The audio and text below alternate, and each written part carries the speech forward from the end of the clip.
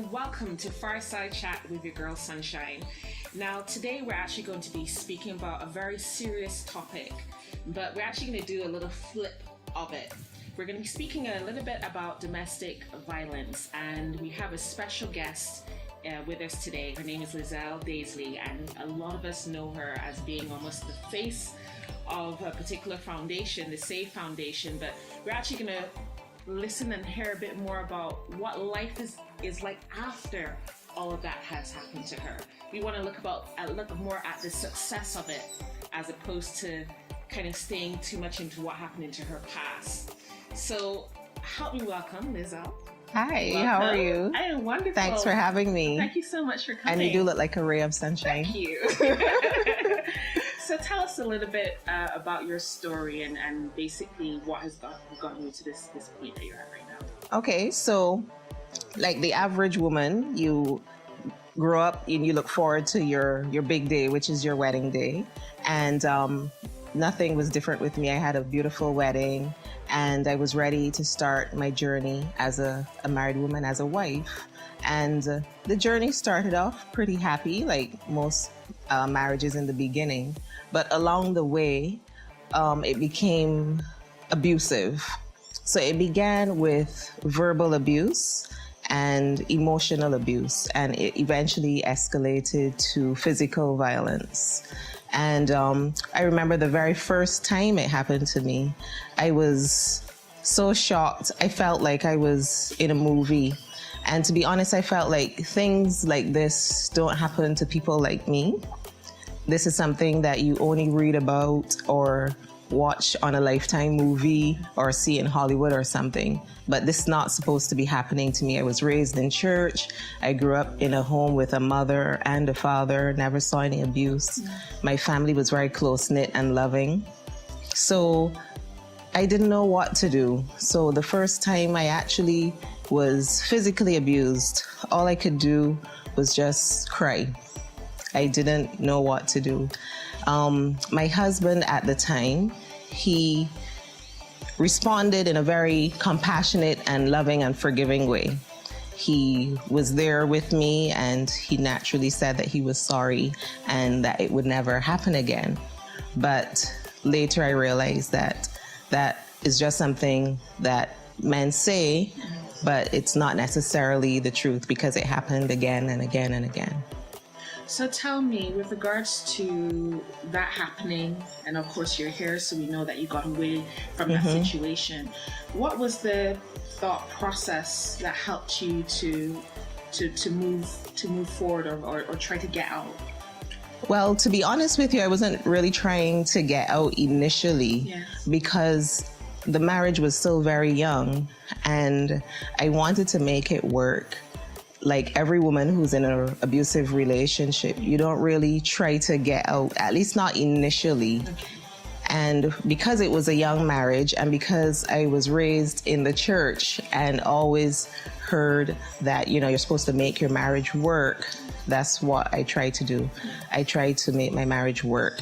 And for a female, it's very hard to walk away from a marriage because you don't want to be a failure. You don't want to be divorced. The stigma that goes along with that for a female is very different for a man who has the same stigma. It's not really a stigma for a man as such. So I did try to make the marriage work. So what I would do was to try to do everything to please my husband, which included walking on eggshells and trying not to say anything that would upset him, trying not to do anything that would upset him.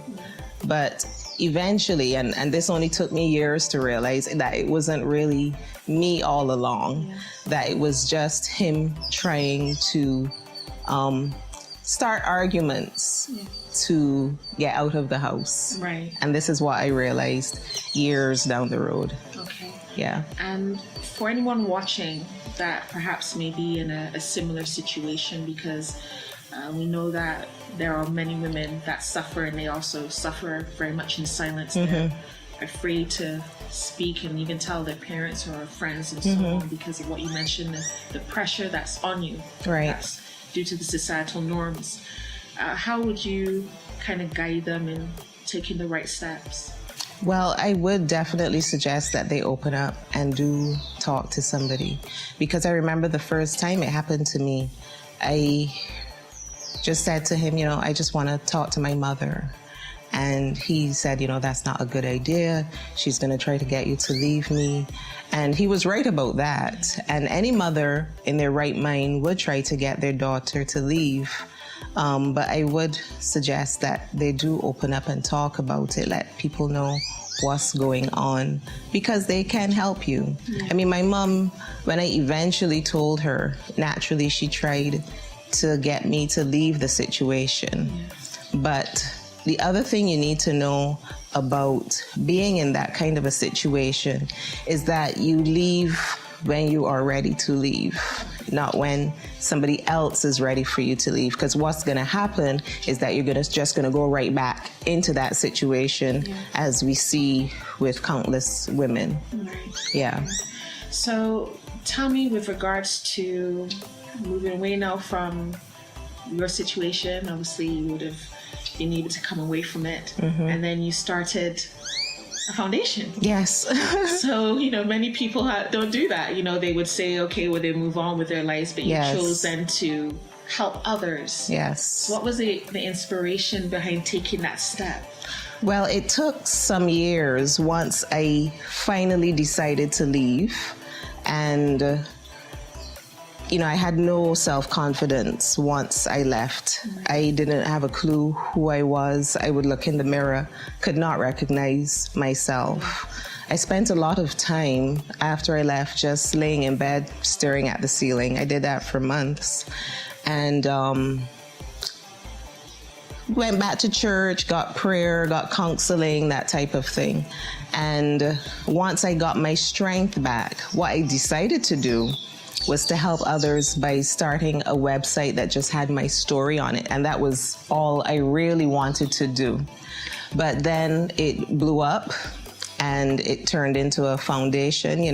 There was a need for a foundation like that, especially in Barbados, which is such a small society, where domestic violence is always swept under the carpet. It's always the white elephant in the room. Nobody talks about it. So there was a need to help people, and the only way to do that would be to make it official and start an organization, get volunteers on board, get funding, and do programs that would help other people. So even though I just wanted to have a website, it went above and beyond all that I could have ever imagined. Okay, and it happened quite quickly. Very quickly.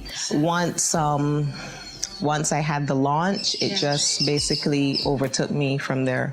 I remember the night before we launched, I went to my mom and I said, I think I changed my mind.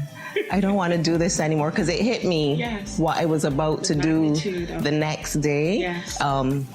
I had a press conference planned and people were invited, and all the media was going to be there. And I thought, oh my God, I can't do this. This is Barbados, it's a small society. I can't do this. And she said, but you have to go. Everybody's already invited. You have to do this. I was like, okay. So I did it. Yeah. Now, you would have mentioned prior to us filming and going live, that you actually are a shy person. Yes. So how is this shy person that would have just gone through such a traumatic experience then launch this full foundation that's still in existence, I have to say? How were you able to manage all of that? Even the staff, the volunteers, just as a company, because now you're almost like a businesswoman now. Yes.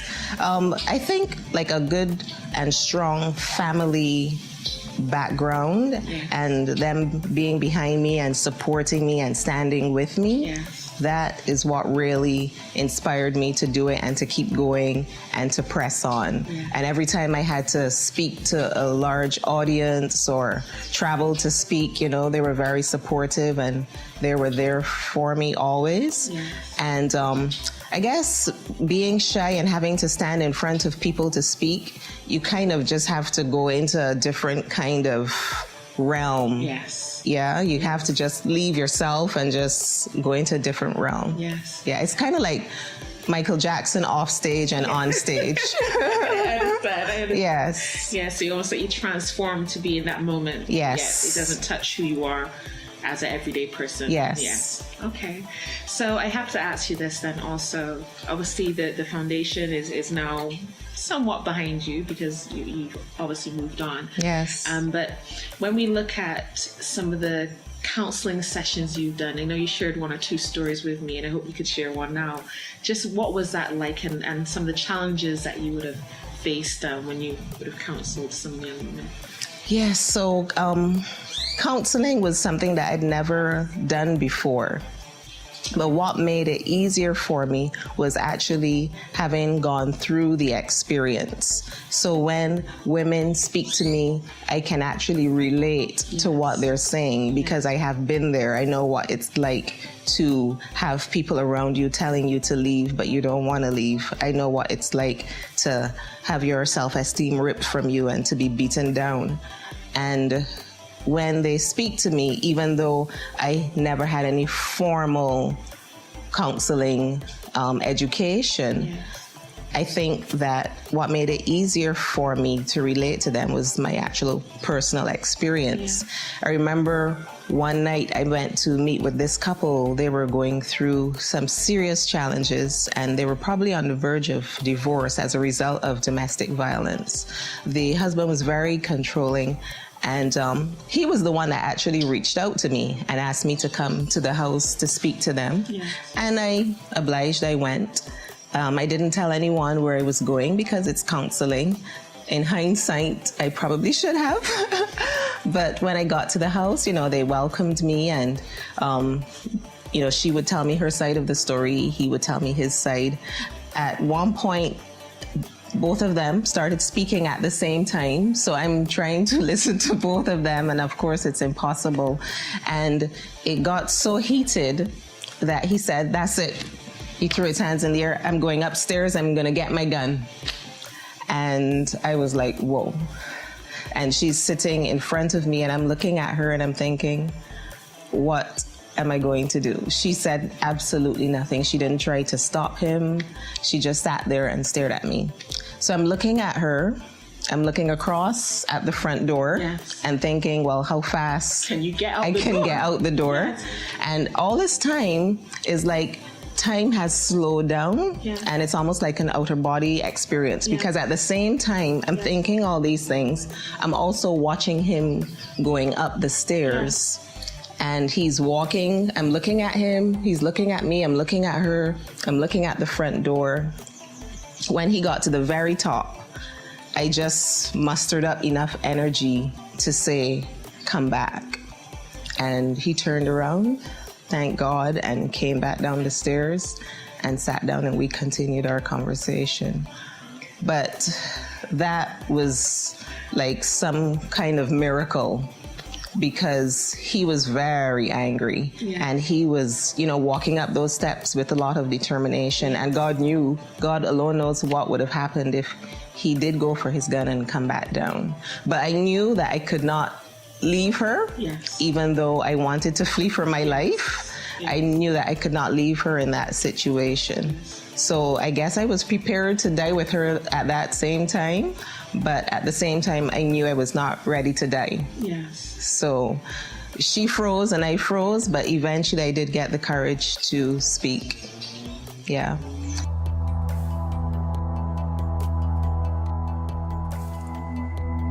For help and support for those experiencing domestic abuse, please call SAVE Foundation. The hotline is 43-ABUSE or SAVE Foundation Inc. at live.com. And welcome back to Fireside with Sunshine. Again, we're here with our lovely guest, Liesel Daisley, who is telling us about what it has been like being the face of domestic violence here in Barbados. And now that we have shared with you, everybody, our viewers, the history, how you got there, let's hear about now where you're going. So we know now that you're not the chairperson of the SAVE Foundation. So what made you make that decision? Well, to be honest, I was trying to step down for a lot of years before I actually did officially step down. because I thought it was time to give somebody else an opportunity to run the organization. Somebody younger with more energy, more ideas. You know, the world is changing. So I thought it would have been good for somebody else to take over. Plus, there were other things I wanted to do with my time and with my life, and I needed the time to do that. And running the organization was very time consuming. And plus, we also have the 24-hour hotline. So between that and speaking engagements and dealing with victims and attending meetings both locally and regionally, internationally, it took up a lot of my time. And my own dreams, other dreams that I had were just, you know, either dying or just they're in limbo. And every year when I did try to step down, you know, nobody was ready to take up the helm. But last year, finally somebody said, okay, I would step up to the plate and take over. I was like, yes. And that was my opportunity to step down, and I remained in the background and I would help out wherever I could, and I still do if I can. And but at least I was able to, you know, get an opportunity to do things, attend family birthdays and other events that I couldn't do before. Yeah, because I'm sure your life would have been put almost on hold for about 9 years. Yeah. And it must have been emotionally taxing too. It was, because you're torn. Yes, you want to help people, but yes, you want to spend time with your family. Yes, you want to spend time with your friends and travel and do other things. And obviously, I always put the foundation first, because if somebody is in an abusive relationship and they could lose their life, naturally you want to save a life and you want to help. So everything else was put on the back burner, including me. Yeah. And I can imagine that most conversations that you have or had were just all around domestic. All centered around domestic violence, no matter where I went in Barbados, whether it was the supermarket, the bank, the mall. Somebody sees you, recognizes you, and automatically the topic goes straight to domestic violence. Yes. And like you said, you can't switch off from that. No. But you're in a moment, I'm sure, you know, it's Christmas, or yes. you're Christmas shopping for your ham, and someone's saying, oh, well, my aunt is doing this, or my girlfriend, yes. and you're thinking, oh my goodness. Yeah. But you still have to be present. You still have to be present, you still have to help, you have to offer assistance, because that's what you signed up for. Yeah, so you can't turn down anyone or seem disinterested. And now? And now I don't get it as much. Yes. And I'm able to do things that I always wanted to do. Yes. So tell us a little bit about that. What are you doing now? Okay. So now I deal with seniors. Yes, I have a place where seniors can come and spend the day, and they do activities and they can interact. A lot of them are suffering from dementia. So we help them through it. And, you know, I find that very rewarding, being there for them. And the families don't have to feel badly. They don't have to feel like they're neglecting them, because we're there for them during the day. Yes. So it seems like you just like to help people. I guess so. It's a gift. What happened in the past and even now. Yes. I also have a medical supplies company, so that's doing quite well. So I'm happy to be doing my own thing. Yes. So this is what life looks like Yes. after domestic. Yes, you can have a life after. I remember there was one day when I swore I was going to die.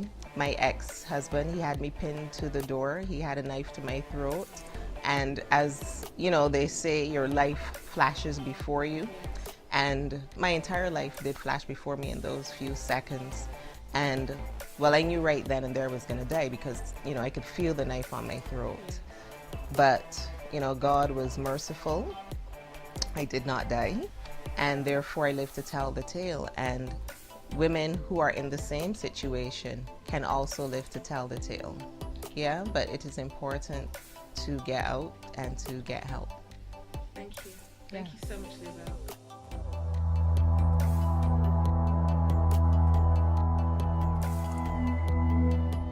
So it just proves to show that there is life after tragedy.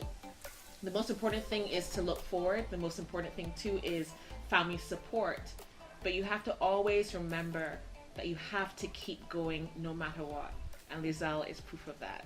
Cheers. Here, Liesel. here. Cheers.